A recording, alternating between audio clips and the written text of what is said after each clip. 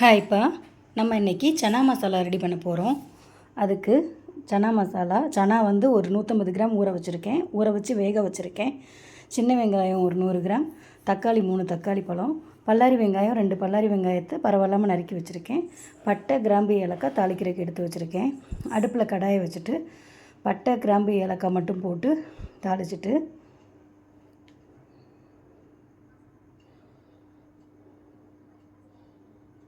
அதை தாளித்த உடனே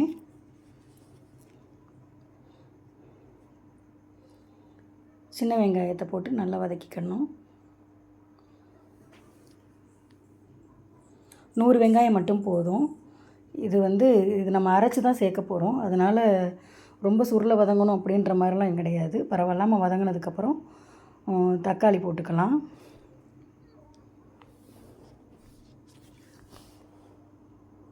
சனா மசாலா பூரிக்கும் சப்பாத்திக்கும் ரொம்ப நல்லாயிருக்கும். நல்லா வதங்கினோடனே தக்காளி போட்டுக்கலாம். 3 தக்காளி பழம் கட் பண்ணி வச்சுருக்கேன். தக்காளி பழத்தையும் போட்டு நல்லா வதக்கிக்கலாம். கொஞ்சம் உப்பும் போட்டுக்கலாம். வெங்காயம், தக்காளி, உப்பு, கொஞ்சோண்டு இஞ்சி பூண்டு பேஸ்ட்டு கூட போட்டு நல்லா வதக்கிக்கலாம்.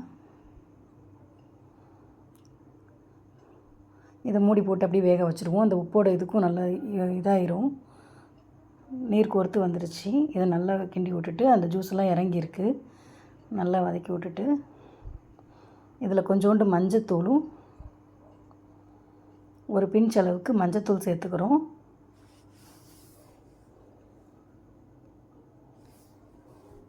இந்த அளவுக்கு மிளகாத்தூள் சேர்த்துருக்கேன். ரொம்ப கம்மியாக தான் சேர்த்துருக்கேன்.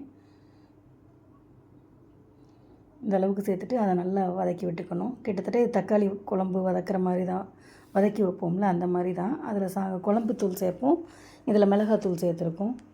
நல்லா வதங்கிட்டு அந்த மசால் வடையெல்லாம் போன உடனே ஒரு பிரட்டி விட்டுட்டு ஒரு அரை கிளாஸ் தண்ணி ஊற்றி நல்லா கொதிக்க விட்டுருங்க.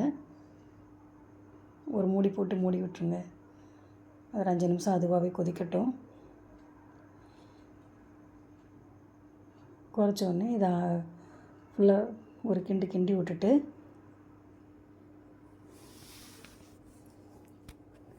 இது சனா மசாலாவில் நம்ம அரைச்சி சேர்க்குறதுக்காக தான் அதை ரெடி பண்ணி வச்சுருக்கோம். இது நல்லா வதங்கிட்டு இப்போ இதை இறக்கி வச்சுட்டு கொஞ்சம் நேரம் ஆற வைக்கிறோம்.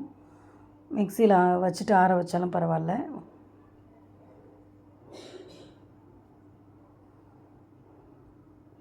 இதை மிக்சியில் போட்டு அடிச்சுக்கோங்க. இதை அரைச்சி வச்சுக்கோங்க. இப்போ இன்னொரு பெரிய கடாயில் எண்ணெய் ஊற்றி கடுகு உளுந்தம் பருப்பு போட்டு தாளிச்சுக்கிறோம். கொஞ்சம் கருவேப்பிலை போட்டுக்கணும். பல்லாரி வெங்காயத்தை சதுரமாக நறுக்கி வச்சுக்கோங்க. பொடுசாகவும் வேண்டாம், நீளமாகவும் வேண்டாம். இது கடிபடும், நல்லாயிருக்கும்.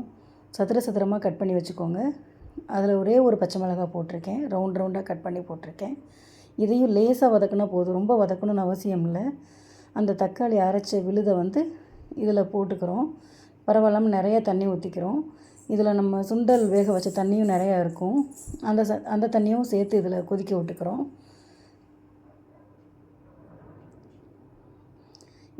இந்த சாறு எல்லாமே அந்த சுண்டலில் இறங்கட்டும். அது வரைக்கும் நல்லா கொதிக்க விட்டுக்கோங்க. 150 சுண்டல் தான் ஊற வச்சு வேக வச்சுருந்தேன். இன்னும் கொஞ்சம் கூட தண்ணி ஊற்றி நல்லா கொதிக்கட்டும். அந்த கொதித்து பச்சை வாடை போகணும். பச்சை மிளகாவோட அந்த பச்சை வாடெல்லாம் போயிடும். அதுக்கடுத்து அந்த சாறில் இறங்கிரும். கொஞ்சம் கொதி வர்றப்போ 2 ஸ்பூன் சனா மசாலா பொடி போட்டுக்கிட்டேன். சனா மசாலா பொடியை மட்டும் போட்டுட்டு இதுக்கு சில பேர் இறக்குறப்ப போடுவாங்க. நான் இப்போவே போட்டு லேசாக கொதிக்க விட்டுக்கிறேன். நல்லா தண்ணி ஊற்றியாச்சு. ஒரு மூடி போட்டு ஒரு 10 நிமிஷம் விட்டுட்டோம்னா நல்லா வற்றி வந்துடும். சிம்மில் வச்சுருங்க அடுப்பை. ஒரு 10 நிமிஷம் கழித்து ஓப்பன் பண்ணி பாருங்கள். நல்லா சுருண்டு வந்திருக்கும், வற்றி இருக்கும். இப்போ தண்ணி ரொம்ப இருக்காது. இதை அப்படியே இப்போ ஒரு பிரட்டி விட்டுட்டு உப்பு உரப்பு எல்லாம் சரி பார்த்துக்கோங்க. ரொம்ப உரப்பு வேண்டாம். இதில் சனா மசாலா பொடி சேர்த்துருக்கோம். பச்சை மிளகாய் ஒரே ஒரு பச்சை மிளகாய் போட்டிருக்கு, ஒரு ஸ்பூன் வத்தல் போட்டிருக்கு, கொஞ்சம் மல்லி இலையை தூவி இறக்கிடுறோம். பூரிக்கும் சப்பாத்திக்கும் இந்த சன்னா மசாலா ரொம்ப சூப்பராக இருக்கும். நீங்களும் ஒரு தடவை இதை எப்படி இருக்குன்னு ட்ரை பண்ணி பார்த்துட்டு எனக்கு கமெண்ட் பண்ணுங்கள். இப்போ இதை நம்ம ஒரு பாத்திரத்தில் மாற்றிக்கிறோம். ரொம்ப நல்லா வந்துருந்துச்சு, ரொம்ப ரொம்ப நல்லா இருந்தது. 2 சப்பாத்திக்கு நாங்கள் வச்சுருக்கேன். தேங்க்யூ.